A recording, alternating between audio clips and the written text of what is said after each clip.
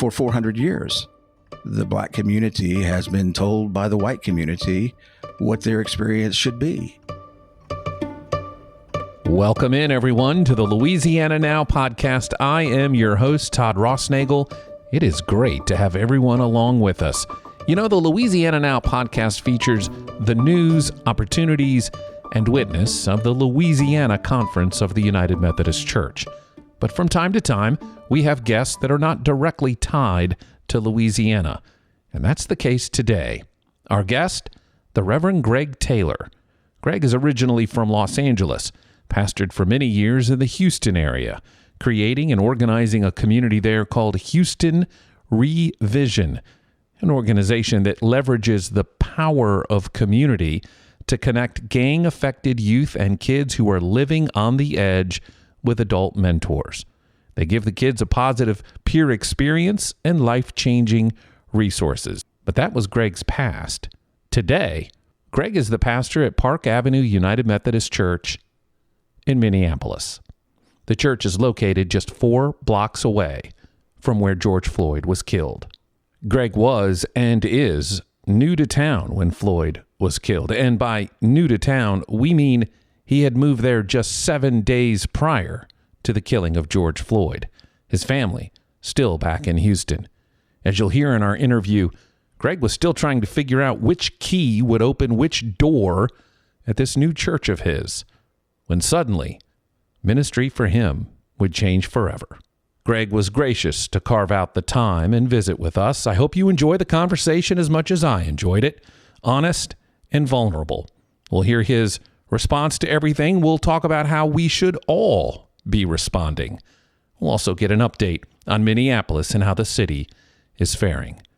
But we began our conversation with Gregg taking me back in time to the moment he first found out about the death of an unarmed black man to the hands of Minneapolis police, just 4 blocks away. Monday morning on May 26th, I had been on the ground in Minneapolis for about a week, and moving here with my family still, not here, in between homes, 1 foot living in Houston and 1 foot here. And we had just, the day before, we had done because of COVID, we had done a drive-by meet and greet with as many people who could come drive into the parking lot at a safe distance and, mask and stuff. And we could say hello. It was really a great time. And just being able to see some folks that, a lot of folks, and only folks I've seen before that at Park were through, Zoom meetings and that kind of thing. And so it was the next day I was excited about, entering into this new chapter. And I had my, things I was thinking about and praying through. And we had, I was in a worship planning meeting about 10 a.m. And then near the end of that, I had gotten word that George Floyd had been killed at 38th in Chicago, which is 4 blocks from the church building. I want to start right away with a developing story out of Minneapolis, where a man died during an arrest, and the whole incident, at least much of it, was caught on video. I was just stunned. I wasn't quite sure what to do, what to say, and then one of our staff people came in and was saying, "This is going viral. I think we need to say something." And I'm still trying to find my keys. I don't know what this door goes to, and it was so I was disoriented anyway because of trying to come into a senior pastor position in a city I've never lived in with people I do not know. And then this happens, and so disorienting. And so I reached out to a couple of folks in the Black community that I knew that I actually had know here, and I wrote something and put it out just to say that we're aware of this and we're praying and to our congregation, and then it's just been since then it's been one, as you know, I mean it just exploded in terms of the numbers of people and the protests and then the violence and the fires and the looting, and then it spread across the country and even across the world. And so that day I was, and to be honest with you, Todd, I thought, what in the world do I have to say? How can I speak into this in a way that is redemptive in some way, helpful? I don't want to be that guy who speaks for the Black community. I don't want to be that white guy that does that. So I, conscious of, I don't want to make a mistake. I'm going to do it imperfectly. And, so I was wrestling with a lot internally and, my own sort of anxiety about all of it. And, so yeah, it's been a process of working through all that as well. Gregg, when did you first see the video and what was your reaction?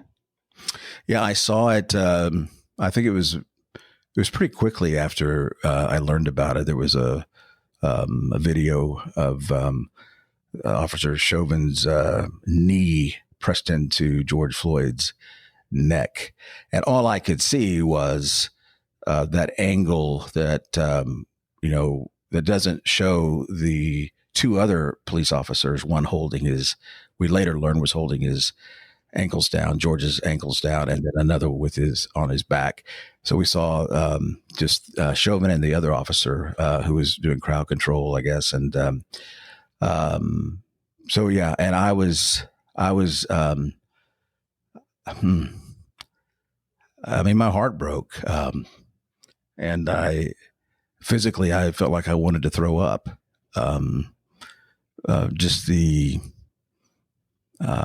nonchalance of the officer Chauvin, people yelling, get off of him, and hearing some of the gasps of George Floyd on the video, and then the officer not really, caring, not giving a crap about it. Yeah, so that was my reaction. And then one of our staff persons, Darrell Williams, who is our youth pastor here, I talked to him, and he grew up on that corner, and he had been in contact with, I didn't know his name, George Floyd, until at that point, we didn't know the name. I called Darrell, and he put some feelers out because he knew folks who were actually at the scene. And then then Darrell told me it was his name, George Floyd. And he also told me what was actually happening that you couldn't see on the video with the other cops on the other side. We couldn't see it at that point. And Darrell, he was just gutted and all, in seeing that as well. Gregg, you were very vocal Pentecost Sunday as you had a pre-recorded sermon, but then jumped on video to address matters that obviously needed to be addressed. And you said, "I am the one who needs to be led." Acknowledging that I have only been on the ground as your senior pastor for a matter of minutes, I do not yet know firsthand this church. I don't know firsthand this neighborhood, this city, or the long history of racial tension and violence in the Twin Cities. I do know that I am keenly aware that as a white man, I cannot possibly grasp the pain of the Black community here or anywhere for that matter. As a white pastor, faith leader, as a person, I do not presume to speak on behalf of or in place of my Black brothers and sisters. I am one who needs to continue to listen. I'm one that needs to learn. I'm one who needs to be led by them. So while I want to communicate to the entire park community, and I embrace each of you while seeing the color of your skin, as a white man, I want to direct this primarily to our white brothers and sisters, with the caveat to all of you that there's more I do not know than what I know.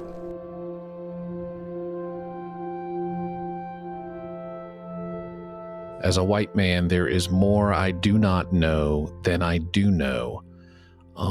I have a friend on Facebook that posted this just yesterday. He said, kind of in a beautifully sarcastic and almost humorous but very profound way, he said, apparently my new hobby is debating with white men who think they can explain the Black experience in America to us better than the actual people of color. How true is it for us as white men to know that we don't know? Yeah, I think it's essential, and there is a lot of white-splaining going on, and I think it's paramount that well, for me at least, I think that I have to follow Black leaders in the Black community, faith leaders, and that's been my education, Todd. Over the last few years, it's been a journey for me to realize my own ignorance in all of this, and that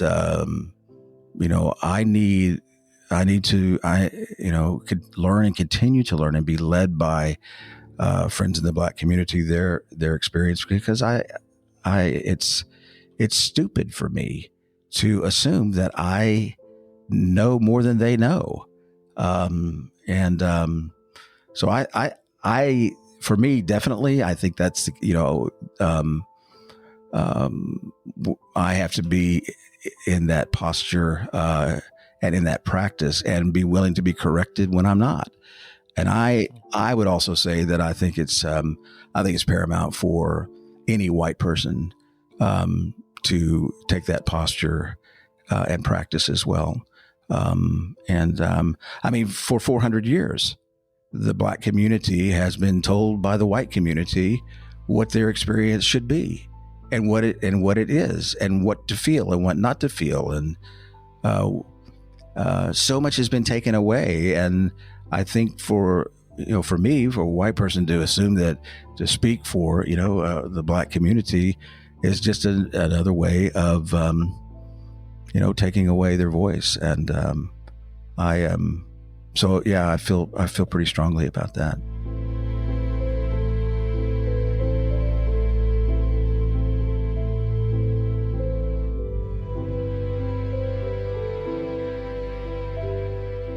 We're back with more, and our guest, the Reverend Gregg Taylor, pastor at Park Avenue United Methodist Church in Minneapolis, in just a moment.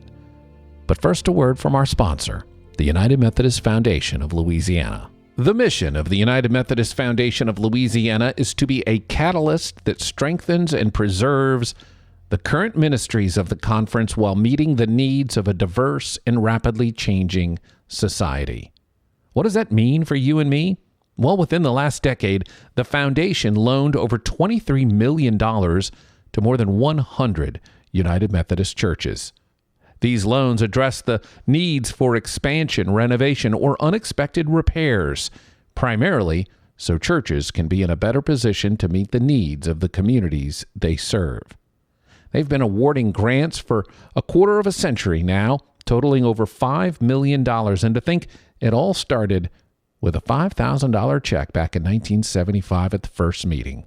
That check, referenced by the foundation as a mustard seed, took root and has now grown to over $145 million in managed assets, the fourth largest of all United Methodist foundations, and it has helped distribute hundreds of thousands of dollars each year to Christian ministries in Louisiana and throughout the world. Want to read more about that mustard seed? You can. It's one of the many stories featured on their website, umf.org. Back now to the show. Our guest today, the Reverend Gregg Taylor, pastor at Park Avenue United Methodist Church in Minneapolis. And we wanted to get an update on how things are faring in his city. It's quieted down. I think as you know, everybody's seen the images. Folks in the neighborhood where the Park Avenue Church sits, businesses are looted and set on fire. We have people that live right here in the neighborhood that had to. They're afraid. They're hearing, flashbangs and during the night, and there are people that are finding gas cans behind their garages or weapons, rifles, pistols, and it's just nuts. And but following the arrest and then subsequent charges brought to Officer Chauvin, that took some of the air out of it, and then definitely with the other officers being arrested and charged did as well. So it took the air out of But to be honest with you, there's a lot of peaceful. Most of it's peaceful. I don't know how all this works, but whatever these folks that come in, these agent provocateurs who come in and do stuff to muddy the issues and create a false narrative or an alternate narrative. Most of the people are not like that. And so some of that air has been taken out, I think. But the protests now are peaceful. And, we've had, I participated in the silent march, to 38th in Chicago on Tuesday, last Tuesday, with led by African American faith leaders, and that was beautiful. We got to that intersection, Four Corners, I guess, and thousands of people spilled over, and then at the end of that time, we all took a knee and we prayed the Lord's Prayer together. And I have to tell you that moment. And then it was followed by the silence of what seemed like every tribe and tongue in the city at that point, in silence on a knee. It was one of those moments you just kind of go, something's happening here. And a burning bush almost, it's this holy ground. And so that kind of thing has been happening around us more so now, I think. And we had one of our artists who was inspired, one of the artists in the church inspired to paint a mural, and is beautiful. And so we did a mural dedication on Wednesday, and we hung that 6-foot mural on the exterior of our building. And we had some folks that created a prayer garden for remembrance, to remember this story. And when we had the dedication, we had, like folks around the country, we had folks pray silently for 8 minutes and 46 seconds. And again, that was one of all these people gathered around for that. And that's another one of those holy ground moments, So I think this feels different to me, as I know a lot of people have said, but it really does. I think there is a tipping point. It doesn't mean we need to let up. We need to continue to peacefully protest and move to action and do the hard work. So I'm hopeful this time, because and I may be wrong, but it just feels like a tipping point to me. But we have to continue. We have to continue focusing and working for justice and equity and peace and healing and all of that. Gregg, I can't help but continue to think about your schedule, if you will, your arrival at that church in just about a week until George Floyd was killed. Mm-hmm. And you, like you said in one of your earlier statements, you didn't even know which key led to which door. Mm-hmm. How are you doing? I appreciate you asking. I felt tired. I felt a weight. I think the weightiness of this. and I think I felt inadequate, ill-equipped, all those things. And these are running self-doubt that goes through my head anyway, right? It's just a little loop.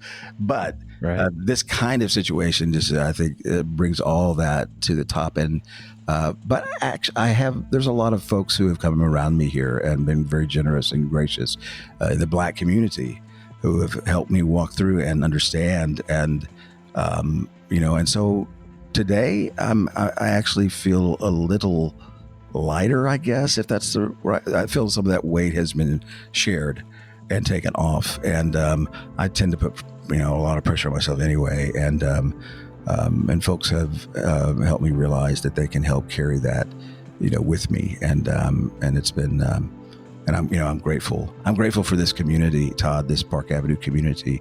So many gifted and talented people in the Black community that are part of our church, and the white community, Latino.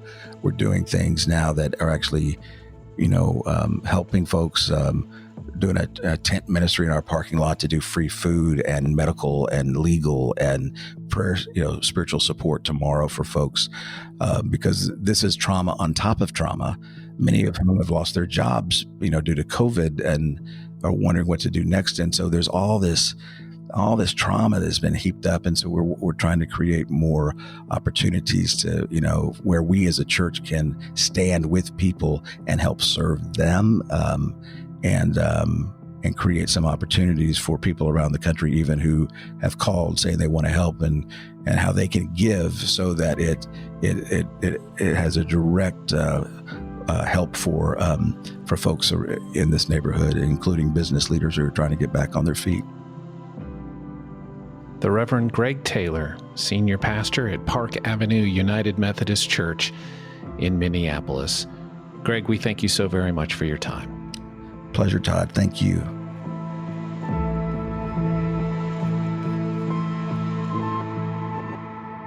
By the way, it's not lost on me that Gregg arrived in Minneapolis after living in Houston, and it's the same path George Floyd took, Houston to Minneapolis. One more note about Gregg Taylor. Prior to his work at Houston Revision, Gregg pastored at Mercy Street, a church connected to Chapelwood United Methodist Church in Houston, and perhaps it's only fitting, only natural for him to bring some mercy to Minneapolis.